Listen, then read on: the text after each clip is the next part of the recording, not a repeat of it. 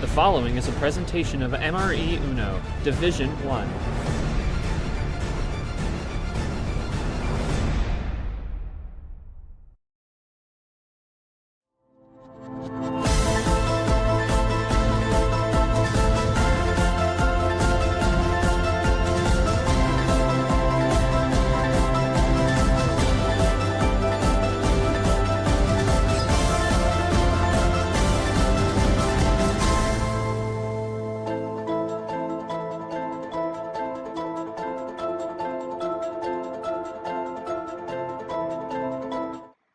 Hello everyone and welcome to our streamed game of the night.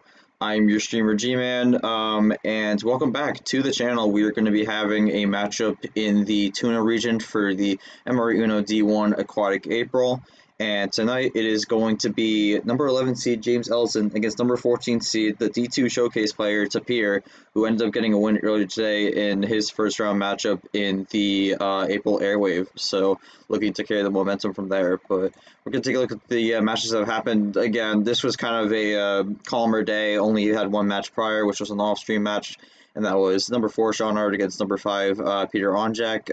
Ard took care of business 4-2 after going up 3-0.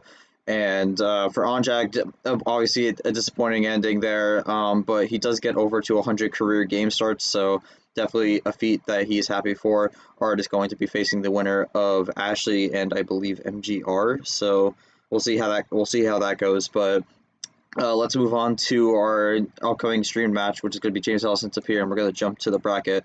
A lot has been happening in the TUNA bracket region, but as you've seen here, we've had quite a few upsets. Only non-upset really that's happened is Christian Tago, who's going to be in the Sandy 16, and he will be facing the winner of this upcoming matchup with Tapir and James Ellison. Tapir in the first round was able to take care of a very gold 4-1 in a very convincing fashion. And then Ellison was able to avenge himself from the round 1 exit in March to get a 4-2 win over Bryan. So these two will come face to face now, and both are looking to make it to their first Sandy 16. On that note, let's jump over to the stream. Again, got a bit of a crowd here. I'm joined as always by my co-commentator Charles Sanford. I mean, when it comes to this matchup, I don't think there's really a lot you could predict going into it in terms of what the outcome is. This is an 11-14 matchup, although Tapir is the February Flurry champion, so it might be a little higher than you'd think. But when it comes to this matchup, what do you think about both these players, and what do you think their motivations lie in terms of getting to the next round? I mean, I know for Tapir, he's definitely looking at trying to take advantage of the showcase here. For Ellison, it's a little bit harder maybe to tell. I think for him, he just wants to make sure that no matter what, he always puts a good fight up. But I kind of agree that there's going to be no real easy way of telling. You can maybe try and draw some insight from our other 11-14 matchup, which went 7 between Drip and Myth. But these are two different players. They're going to play differently. And I'm just kind of hoping that's at least a good match. Yeah, fair enough. But I think definitely something different from the other 11-14 that we saw was that it was a rookie versus a longtime veteran of the league. In this case, we have Ellison, who is simply just a sophomore, I believe, so not a ton of tournaments under his belt, and then going up against Tapir, this is his first D1 tournament. So technically 100% win rate in MRE Uno tournaments, but obviously got to win tonight to make it further into this D1 bracket. But I'm of course also joined by the man himself, KT. I'm not sure if he's going to make a comment before this game. He might, but let's hand it over to him to see what he thinks. But I'll leave it off with the question, KT. When it comes to both these players, what do you expect out of both of them, and how do you think this matchup's going to go? It's simple. James Ellison hates Charles City. He talks about it all the time. Get me out of it as fast as possible. Tapir, he's comfortable with it. And he's a guy that's not going to just be like, oh, let's run. No, let's not rush to the finish. Let's take our time, stay composed. He's got a little table talk. So does Ellison. That could be something to watch moving forward. Look, G, history's on the line tonight. If Tapir wins this game, it's very possible that he will go down as the only guy to have won a game on D1 and D2 at the same time, basically, the same day, basically. We haven't seen that ever. We may never see that. Right, this could be history on the making tonight. But regardless, if you're James right here, you got one thing and one shot only. You got to make sure you get Tapir riled. You got to make sure you get that top deck heaven like you did with Bryan. For Tapir, I think he's comfortable playing any start. We saw it in the goal game. He was comfortable. I think those questions are put to his side. This is his first stream game of his career on the D1 side.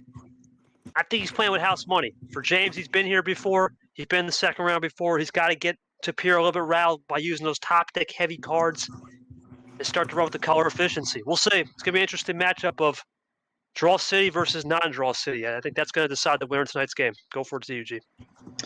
Yeah, definitely. I mean, we've seen it before with Ellison. One of his least favorite places is Draw City, so most of the time when he's in it, he's usually trying to find a way to get out of it. So we'll likely possibly see that when it comes to it. But we also have our two players in the VC as well, James Ellison and Tapir. We're going to go to Ellison first since he is able to talk. How are you feeling after winning your first round, and what are you looking to do tonight to try to get the job done to make it to your first ever Sandy 16? Well, I'd love to say I could stick with the same strategy I used with Bryan, but I've already got a feeling that's not going to happen. I'm just looking for a good hard fight, ready to get this done and hopefully make it.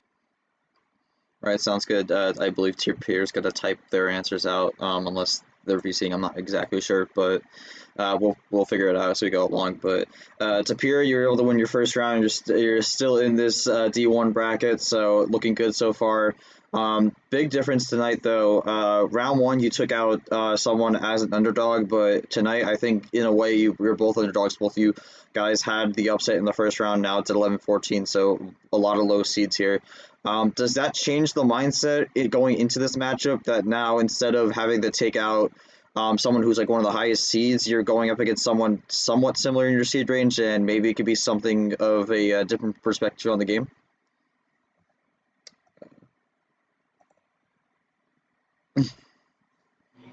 Tapir's going to be typing his answers out, but I think it will be interesting to see how this goes, because I don't think for either player this is going to be the same matchup they saw from the first round in terms of play style or how it goes on the table. But we'll see how it ends up as Tapir is typing out his answer. Well, it's smart by Ellison to acknowledge that it's going to probably be a different game here than the one that he had against Bryan. Bryan's one of those players that for the league, you really don't know what you're going to get from him one game to the next, so probably smart to not really favor much of what he would have learned from that game to play against Tapir. Yeah, definitely. Tapir also one of those guys you don't got a lot of data on, although do have that D2 finale in the video archives, but bottom line, I don't underestimate anyone. We've seen before how players can be underrated, and James very well could be one of those. I'm just hoping the cards go my way, and aside from that, putting my best foot forward. All right, sounds good. And on that note, we'll transition into game number one here. Before we start, I just want to check if someone has the scoreboard up. I don't. And I don't know if KT does, so that's a good thing. We had the. That's a good thing I got it. You got it? Okay. All right. Yeah, I just had to check because I didn't want it to be like we're 5 minutes into game one and the timer still has not started. But No, I'll get short later. We good. all right. On that note, we're gonna get things started here. James Ellison is the higher seed, so he will start out with the home field. I'll take the game one call to start us off. James, how many cards do you have the full range to your disposal? Let's go. Let's start with the classic 7. All right. Classic 7. I mean, this is definitely a common trend we've seen with some players. Some players just want to feel it out, start with the 7 card start, see how it goes. But All good to go. yeah, James turns first.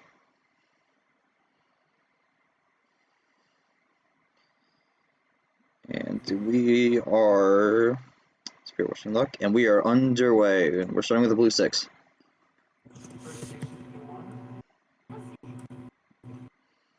So kind of these game 1 7-card feelers could go a variety of ways. Sometimes we see a very long game drawn out. Sometimes we see something that goes relatively quick. And Ellison's jumping right out of the gate here with a blue skip. And a yellow skip as well. So Ellison already on quite the run here. Yellow for it, closes out. It starts out with a 3-bagger here, so strong start from Ellison. Tapir will play it on the cooler end. We'll see if Ellison can keep the chain going. He does yellow 9. And it suddenly got cold in my room. Alright. Tapir is able to run this yellow here. Can Ellison keep running the yellow though? Because with 7 cards you don't really know he is. Goes to the yellow 0.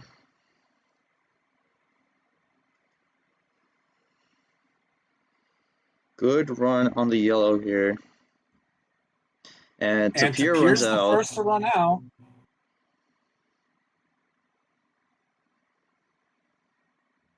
Ellison have a swap on the 0, or does he draw as well? Could be a +4 finish. Could be. We've seen that before with the 2 cards +4 into the end, but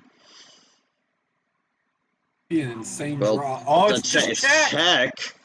We haven't seen red, so I don't know what. I'm not sure what Tapir's going to have here to switch. Start, though, so it's a 7-card start, so it's possible Tapir doesn't have red. Tapir's got to get a switch here. Ellison's typing, so he's prepping the final card here. Yeah, I'd figure. He has to make sure that not type it too soon, though. Does Tapir have an answer, or is that Ellison taking a very quick game 1?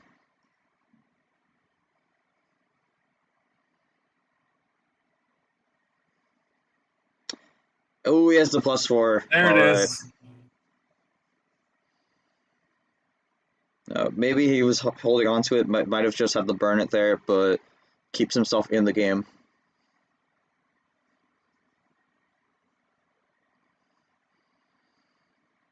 We'll see what Ellison gets off those 4 cards, though. It's like a timeout, G. You can't keep those +4s with you. Got to use them when you need it. Absolutely. Oh! Oh my Speaking of goodness, which, he gets the +4 on the +4. Anything you can do, my friend, I'm going to do as well. Tapir is stunned. Oh, thank you, bro. Well, That's a little... I think I called it. I think the That's a +4 came on the +4. Gee, I've sensed a little rat in action right here. I like it. Ain't no way you stole my +4 no way. generator. No way. I don't think that's the action that I'm sensing, but Ellison's going to reverse the fortunes here. And bit of a run. Bit of a run. Triple there, and he's back down to 2. Question is, though, how much can he run to? How can he get to the finish, though? Because he has 4 new cards, so that setup before might not work. Well, and how much red did Tapir have? Because I was going to say we saw the action switch. Interesting switch. We could see another one, or we could see it stick on blue. Oh, throws the +2 down as well. A lot of runs early on here. Wondering if that's going to be something we see. +4 away. +4 is just wiped away, just like that. Some cards. Have some cards. Gotta wonder if this could be a trend going for the rest of it. And Tapir runs out. Might have just switched to blue so he could throw that +2 down. Oh, not the best move. Ellison looking for 2. Has it. And the thing is, at this point now, we don't know what Ellison would have had. It's very likely that his finishing card either was that red reverse of the red 2. Very well could be. That's an interesting switch. We'll see if it works out. It does. It works. I was playing the odds. It was unlikely that... The only way that Ellison would have really had yellow was if it came on the +4 or on the +2. So kind of a smart switch, or an educated guess, at least. I mean, sometimes you have to take those risks when you need to switch the momentum, and yeah, Tapir takes a calculated risk, and it does pay off here. We'll see what he does, though, from this point forward. I need to open the ball.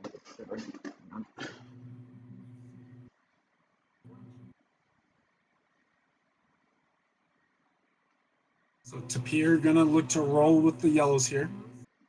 I have to wonder if there's a run coming because Tapir is taking a while to type. He is. Well, that doesn't necessarily mean it automatically is a run. I think it means it's definitely not a classic. Nope, yellow 3. Yeah. I think he might have been thinking what card he wanted to play there. Because, I mean, if Ellison draws, you know, you kind of want... Alright. If you know Ellison doesn't have yellow, you kind of want to keep the yellow going, but those numbers could be, like, at risk if you don't play the right one. And that's exactly what he was trying to do. I think he was deciding between the yellow 9 and yellow 3, so if Ellison did have a yellow 9, he did pick correctly. Tapir is going to take game 1 here.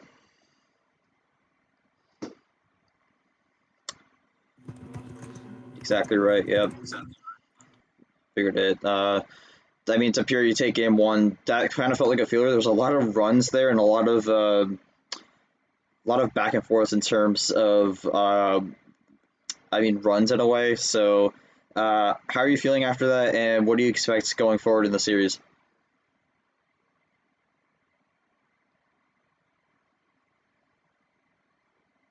Exactly right. Can't be too careful.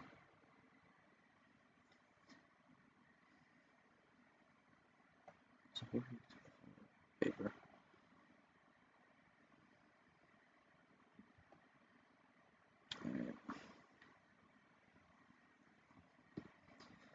Solid plays there for the rookie to get the early 1-0. I mean, yeah, I can see where the idea was coming from. Definitely on trying to decide between the 3 and the 9.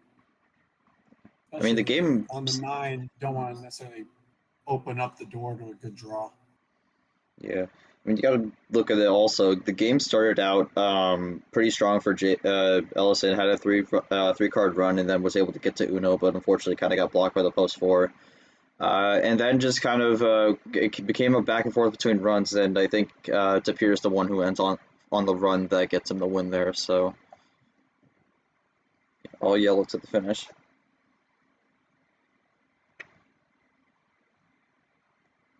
A little bit of Ron luck as well, yeah, there for Ellison that he didn't have yellow at the end.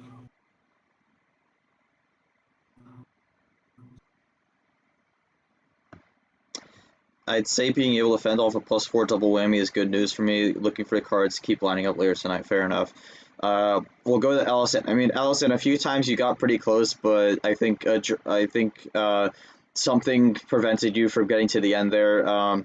How are you feeling after that first game, and what do you think you can do to try to reverse fortunes here and get something going in game 2?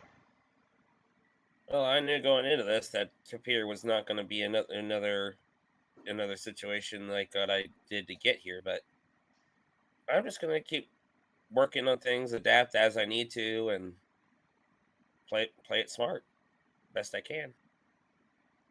All right, fair enough. On that note, we'll jump to game number 2 here. Ellison did not win, so he still has the full card start range, so we'll hand it over to Charles Sanford to give the call for game number 2. Well, yeah, as mentioned there, you don't have anything off the table because you didn't win on the 7. What's the call for game number 2? Let's stick with 7 again.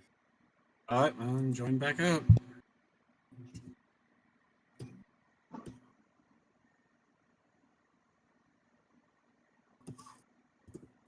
Is the game getting set up? Wait, hold on. It's still at 7, Walsh. You can just join right in. You're good. Yeah, you can just join in. Just join in. No one has to switch it when you pick the same card start. And on that note, we're gonna get game number 2 started, and it's a blue 1. So blue 1. Gotta wonder if Ellison has a similar hot start from before, or if he decides to play a little more cooler. Gonna play a little cooler with a 1-up.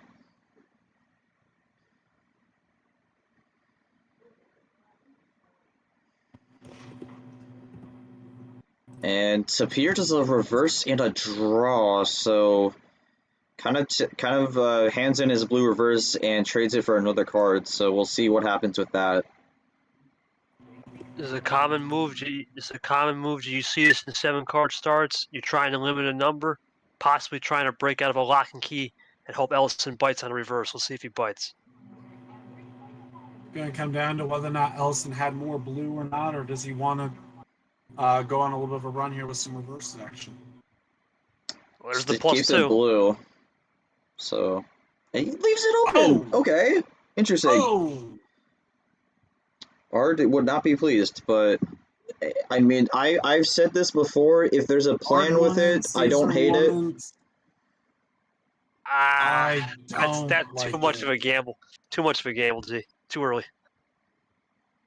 We'll see, though. I mean, it does not get the switch. Here gets the I think blue off he. of either his draw or the plus 2. So I think he might have wanted Tapir to throw the plus 2 down, but doesn't end up getting it. Might have got the blue 6 off the draw. And there's the switch there. I think you underestimate Ellison's mindset when it comes to cards. We'll see, but And knowing Ellison, he didn't want the plus 2 thrown there. It's just he was playing the plus 2 to not draw, which is a little bit counterproductive when it's stage your turn. red 8, red 5. I mean, I don't think we're going to see blue for a while, but we are going to green.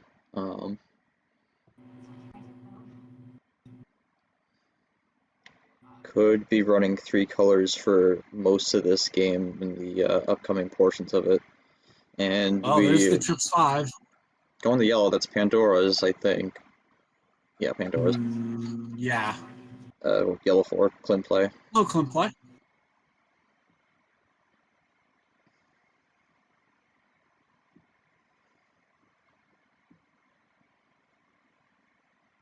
No, you didn't type it right. No. You put There's no O there. There you go. There you go.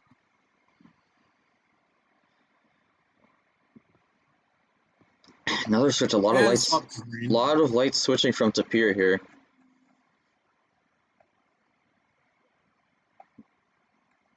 I mean, but the problem is going to be, I doubt Ellison only had the 1 green, so I'm imagining he's going to have a play here.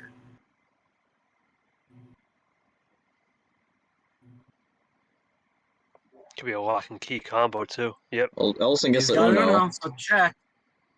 Tapir's pretty close too.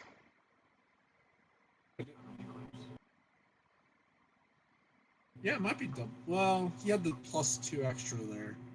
Just an early draw. Not even his. Oh my goodness.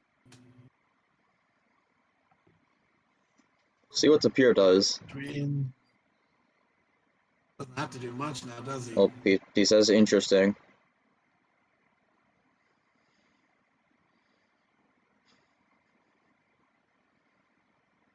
I have half a mind to not believe that.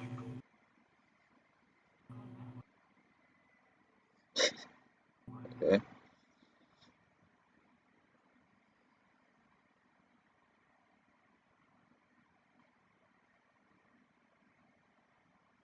Still waiting on the Tapir play here. Well, now he's probably, at this point, he's analyzing the early play, whether or not he believes it. Does he want to keep it green? Is he going to swap the color? That's what's going through his mind, basically. Can he swap the color, though? We do have to consider that also. He might not have... Well, that's what I'm saying. Like, he's debating. He probably has an 8, so he's debating whether or not he wants to switch the color. Based on the fact of he's saying he has half a mind not to believe it. Doesn't matter whether or not you believe it or not if you don't have an 8. Crazy how those 4 letters change the entire game.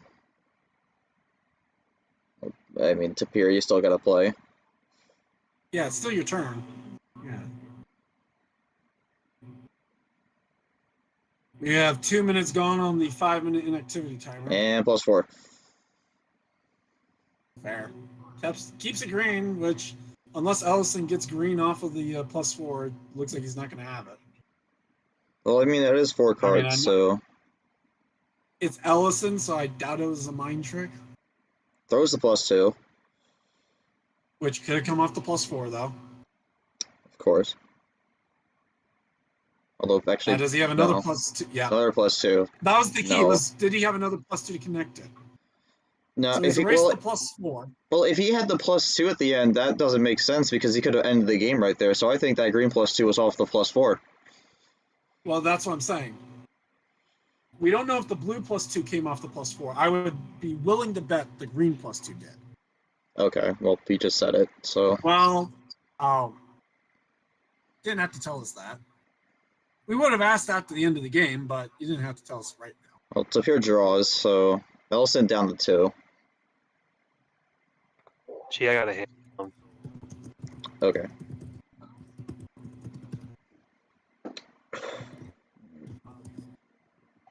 Another draw.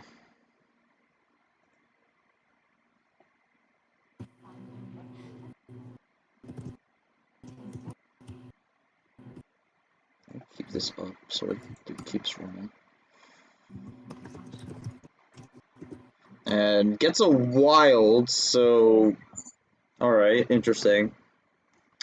Likely off the draw. Yellow 4, I believe this is gonna be, unless I'm mistaken. Yeah, I believe this is, Uno. No, this is gonna be Uno. That's what I'm saying. I think it's for check. Yeah.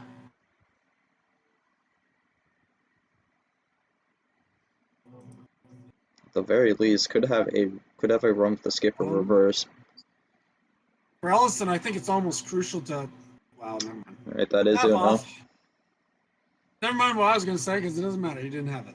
9 cards from Tapir here. You gotta figure is out. Ellison going to He's type got early anything. again? Ellison's typing already, as long as he doesn't hit enter this time. Pierce got 9 cards to work with, but can any of them ice things out here?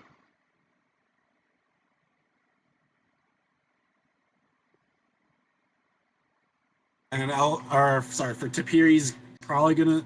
We saw it with the Uno fake draw or real draw, whatever you want to call it. We saw that, so he's gonna think it through here a little bit, try and analyze what he thinks Ellison could have. Switches to green. Could be solid. Ellison didn't have it earlier. Is that the Was ice it or is two that the number game? efficiency? Ices. Confirms that Ellison doesn't have a 2 is what that does. It doesn't confirm whether or not it was yellow or blue to finish.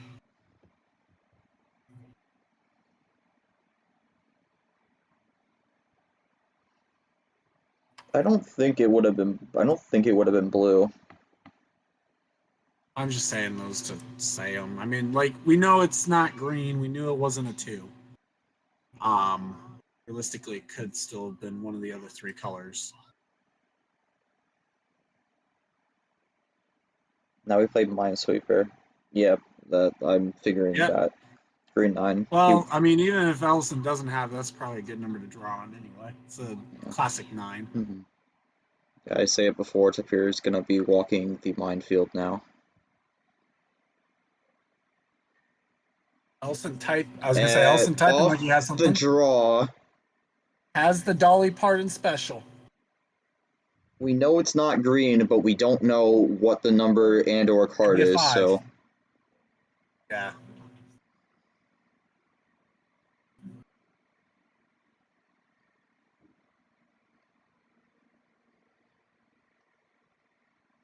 We'll see what Tapir does, though, because we don't fully know what he has on green.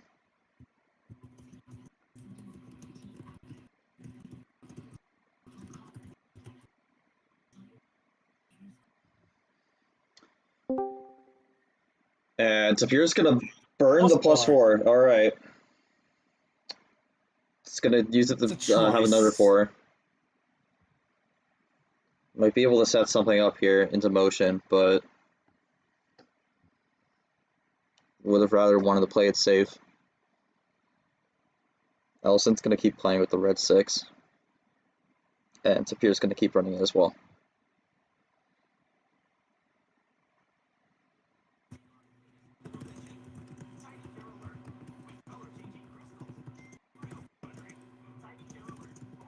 And Ellison's got nothing on red, so Tapir's gonna keep running the red though.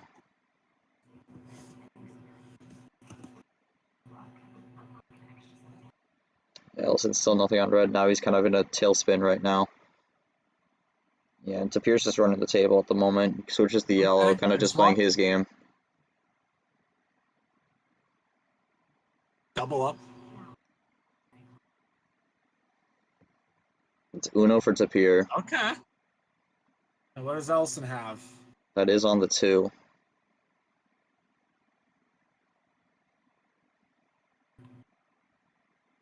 Switches the blue.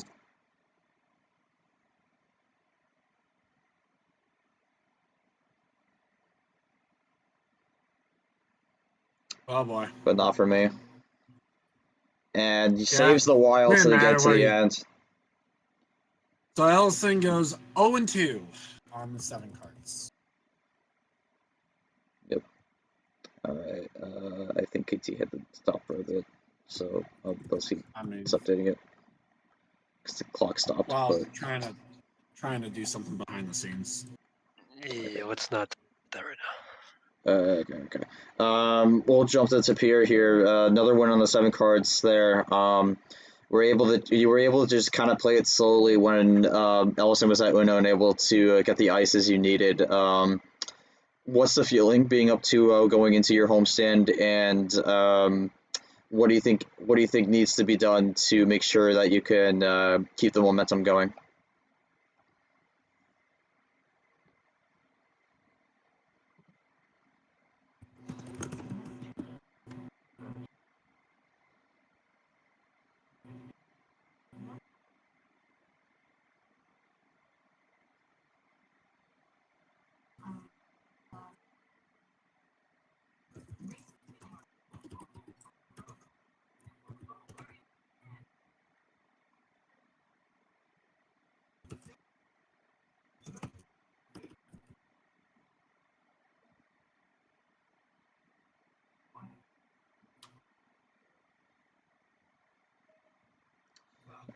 Gotta keep on guessing. Gotta keep on keeping. Gotta keep on keeping on. I guess whatever I'm doing is working. Okay. I got a little confused with that, but we'll throw it over to Ellison. Ellison, you tried to go back to 7, see if that worked. You did get the Uno a few times, but could never really close it out. Unfortunately, got swept on that homestand there. What do you do going into this away stand to try to regroup and try to get yourself back in the game?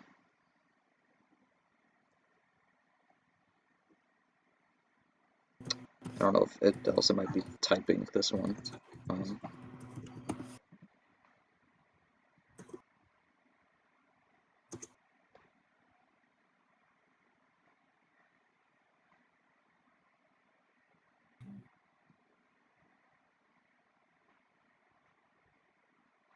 I'm not going to touch on what Yep has just said in chat because it doesn't need to be broadcasted to YouTube. Well, it's in the watch party, so it won't be anyways. No more mistakes and no more Mr. Nice Guy. All right. KT's a little busy with something, so I'll just take the game 3 call. Ellison.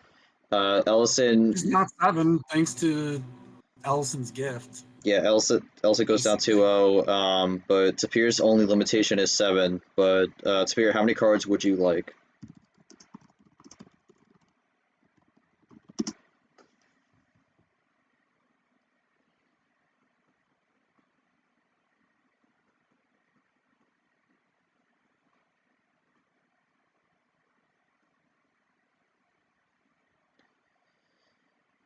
$13. All right, OG send. OG send. All right, Tapir's gonna join first, and then we'll have James join.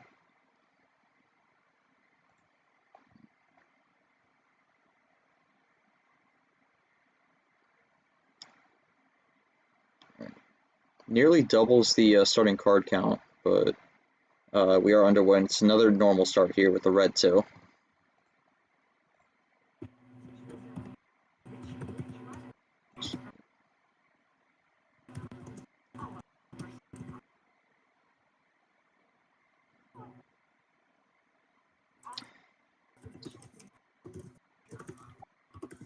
It's fine, just keep going.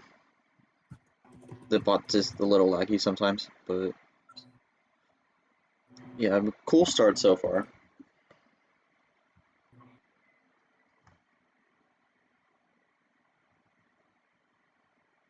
I mean, technically, basically, as long as Ellison types after Tapir, it's gonna work. Mm-hmm. So, I mean, in terms of like the playing order,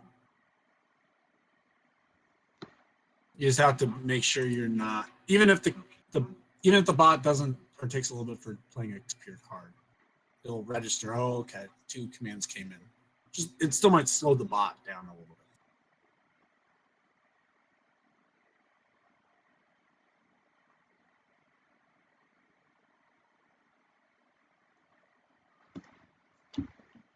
Switch the blue. Ellison throws down the +2. Tapir run. Yeah. Just gonna run the blue though. But still relatively close so far. Although Tapir did have a run to help him get out to a slight lead. And Ellison goes to the yellow here. Only green has not been seen yet.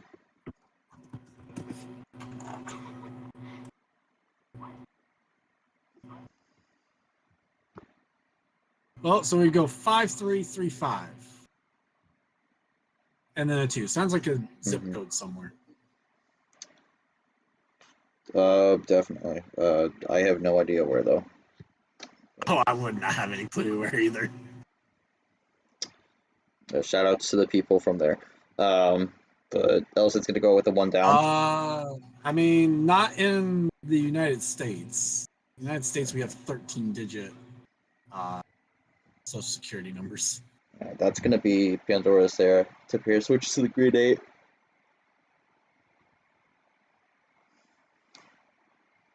Okay. Let's keep the game focused on Uno. Go to the 2. I feel like we've seen that's another situation. Oh, actually no. There's a 9 in the middle there, but a lot of 2s have been played so far.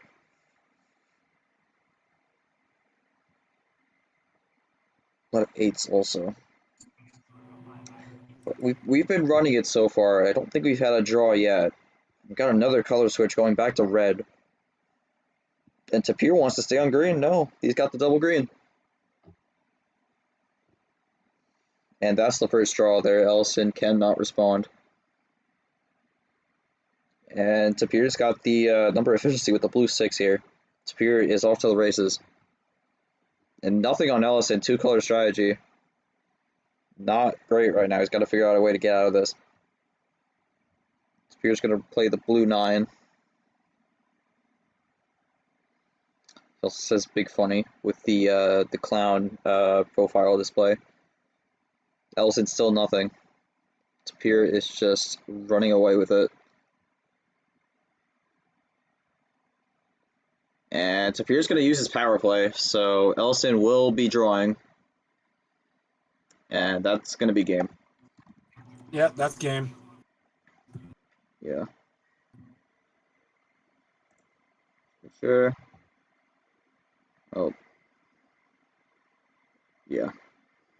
Oh, well, I mean, you still have to draw so you can play the card. Well, might have not had any other difference or any other ability to fix that anyways, but Tapir is up 3-0 right now, so pretty dominant showing at the moment. Let me update this for KT since he's there, but Tapir, you're up 3-0, 1 game away, potential sweep inbound. You did use your power play though, even though it seems like Ellison was not going to be able to respond anyways. So maybe not the greatest power play uses, but obviously, of course, anything that gets you the game done is still a good use of it. But maybe could have been safe for the last game. But how are you feeling going into this last game, knowing you're not going to have that power play with you?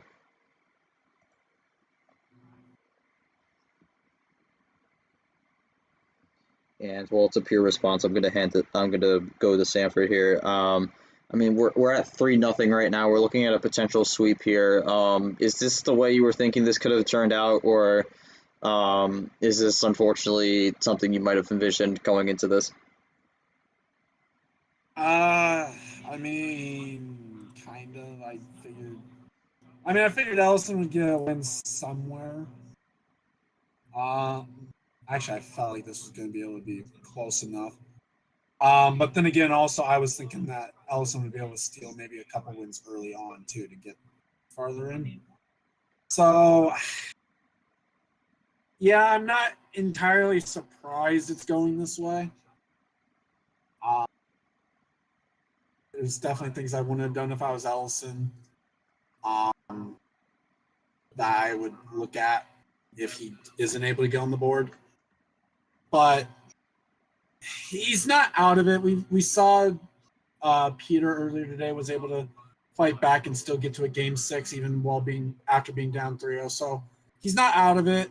Just needs to kind of hunker down a little bit and use maybe some restrained aggression. Like obviously you can't wait till it's too late to use any ammo, but you can't necessarily fire off 5 ammo cards right at the start if it's like a really high card start.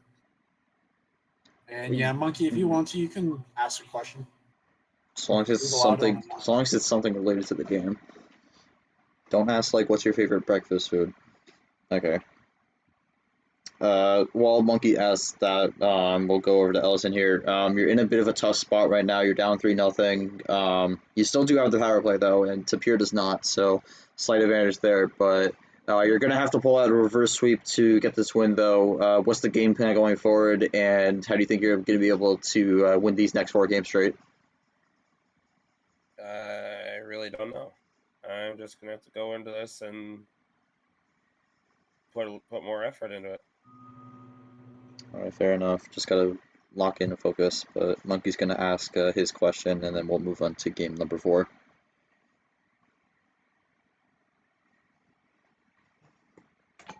I'm also gonna mention this also. I don't think Ellison has necessarily played bad. There's been maybe a few mistakes here and there, but he has been getting close. Just hasn't really been able to close the deal out. But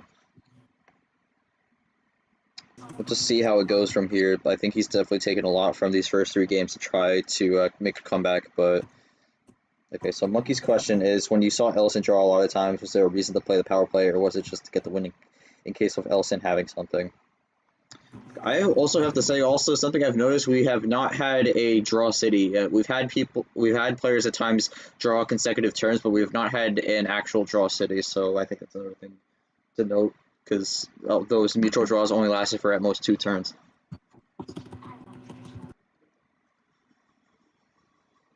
Definitely just to grab 3-0. Last while absolutely could have yielded a +4. Fair enough. Although, yeah. On that note, we'll go to game number 4 here. Charles Sanford with the call. 7 and 13 are the only things Tapir can't pick. Can't pick. So Sanford, feel free to take it away. Yeah, so Tapir, what is the call for game number 4? Looking for the sweep.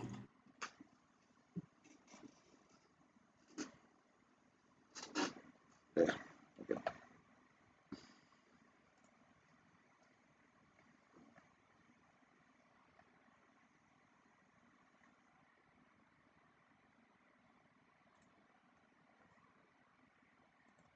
Okay. And it didn't. Going with 9.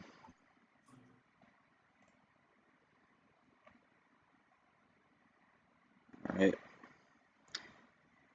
Blue on the lower end, and we are underway here with the green 2. We haven't had any special cards start the game out so far, so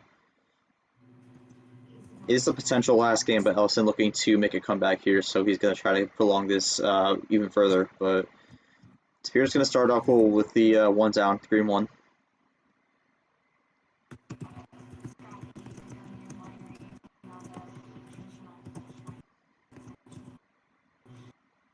And Ellison's going to get right out of the gate with a +4.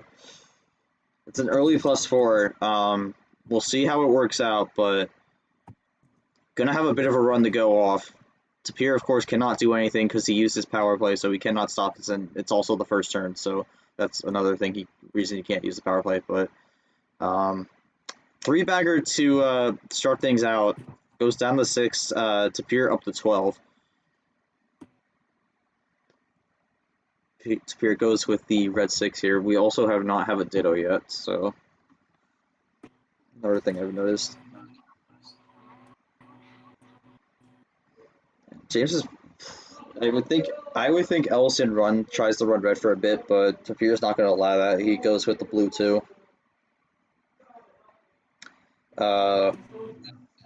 I think Ellison could have something to play here. He does blue 5. Just gotta wonder if maybe he didn't want that switch yet, but we'll see how it plays out. Tapir with the blue 8, so I think we could potentially have a bit of a run here, especially if James does play a card here.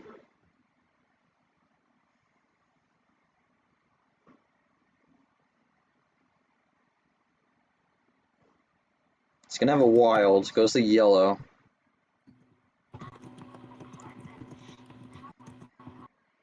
So you have Pandora's here. We'll see what Tapir does. He's gonna switch it over to the green here, so Ellison not gonna get a chance to play that yellow yet. Never mind, he will get to be able to play yellow. He switches right back to the yellow with the 7, and Tapir's gonna go for the double crossover with the blue 7. And Ellison's not gonna have anything. Now Tapir's just gonna run the blue.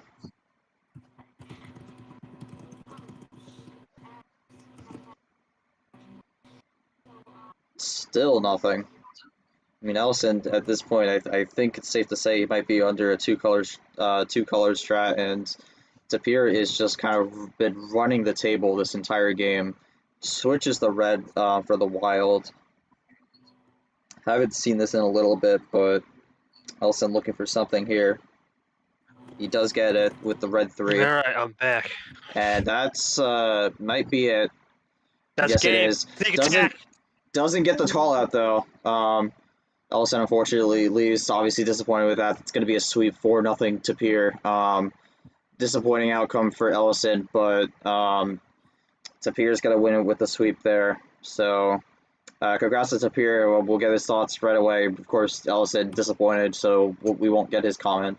We'll leave him be. But Tapir, I mean, that's your second D1 when you're also the first person to win 2 games in a day. So how are you feeling right now as I need to stop the timer, and what are you looking forward to in the next round?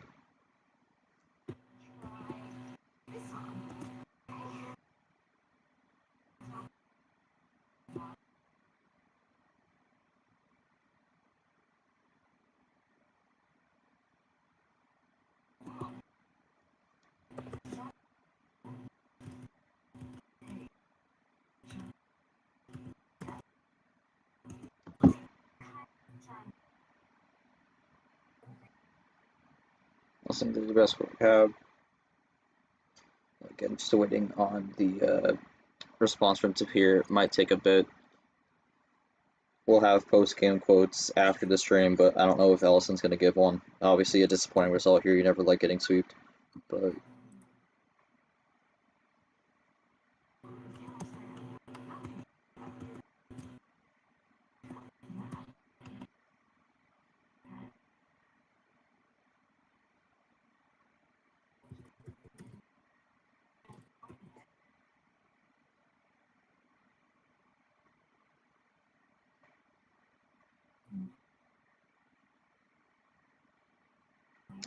I mean, while we're waiting for Tapir to type out, Sanford, we see a sweep right here. Obviously, not the result Ellison wanted. Doesn't really get to use the power play. Oh, okay. Well, Tapir responded. Then I'll get your comment. Lots of fastballs here. The constant wilds definitely rattled me. I'm pleased with how I was able to recover. Going to expect more of that going forward. Sorry, nah, you're good. I mean, Sanford, I mean, when it came to this, I mean, Ellison got the Uno at times, but just kept getting blocked and didn't really have a response to close the game out. What do you think Ellison takes from this going forward and trying to hopefully make a better run tournament 3 and beyond? Probably that he needs to try and change card starts up when he loses on one. Honestly, to go back-to-back 7s was kind of a head scratcher to say the least, and proved really costly. I'm not gonna say anything about the ammo use or the draws because it's just personal preference. Probably needs to try and do some practice a little bit, maybe even the practice cup. Try and get used to just drawing and being okay with the idea of it, even when you have a card you can maybe play. Because just getting caught up on draws is realistically what came back to bite him, and it's a recurring theme for him. We'll have to see what he can do for T3. I mean, yeah, definitely. Obviously, a disappointing result for Ellison here, but he does get that win. So, definitely not in the O2 crowd to start out the year. So, definitely has some stuff he could build on going forward. But Tapir does get the win here. Again, congratulations to Tapir. He keeps the momentum going in the D1 Aquatic April, and it also keeps moving on in the April Airwave in the round of 16 for both of them right now. So he's looking to make a potential run in both. So on that note, I think that's going to wrap things up here. Again, thank you all for watching. We will be back tomorrow with some more games. I can pull up the schedule right now to get the specifics. We got 2 games tomorrow, both streamed, and this first opening one is going to be a really good one. Number 2 seed Diego Yepes versus number 7 seed Captain in the Shark region. Captain is a very popular upset pick in this one. We'll see if he gets the job done, but Yepes looking to silence everyone's doubts and keep moving on to his second round Sweet 16 of the year. And then later at 9:30 p.m. we're going to have Jesse Turner and Stingray go at it. Stingray, optimistic rookie, had a decent showing in the first tournament where he lost in this round, and JT made the Final Four for the first time in his career last tournament. He's looking to get the job done after taking care of Rada in the first round. So that'll do it for us. On behalf of my co-commentator Charles Stanford and our commissioner KT, we thank you all for watching, and we will see you tomorrow at 2 p.m. for Captain versus Yepes. Until then, have a good night, everyone.